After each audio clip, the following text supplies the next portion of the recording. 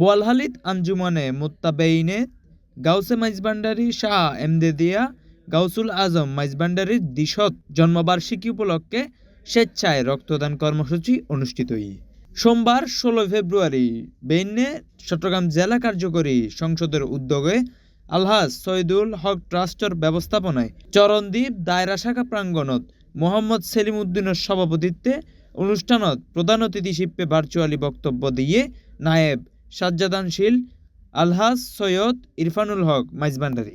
আমরা আশা করছি 2026 সাল যেহেতু গাউসুল আজম মাইজভান্ডারীর জন্ম 200তম জন্ম, এই বছর বোয়ালখালীতে আমরা 200 ব্যাগ রক্ত স্বেচ্ছায় রক্তদান কর্মসূচি আয়োজন করার উদ্যোগ গ্রহণ করেছি এবং সেটা ধাপে ধাপে বিভিন্ন দায়রার মাধ্যমে এবং আমাদেরকে সার্বিকভাবে সহযোগিতা করছেন Bangladesh red crescent society Chittagong.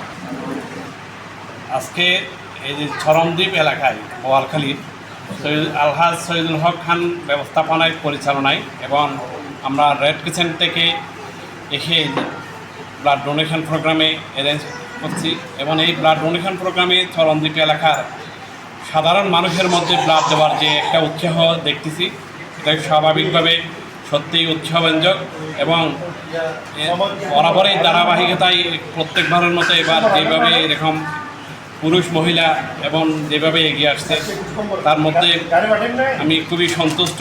সাজ্জাদানশীল Syed Emdadul হক মাইজভান্ডারী পৃষ্ঠপোষকতায় অতিথি শিল্পে বক্তব্য রাখে ডাক্তার মোহাম্মদ মিসবাউদ্দিন শেখ শাকিল মাহমুদ।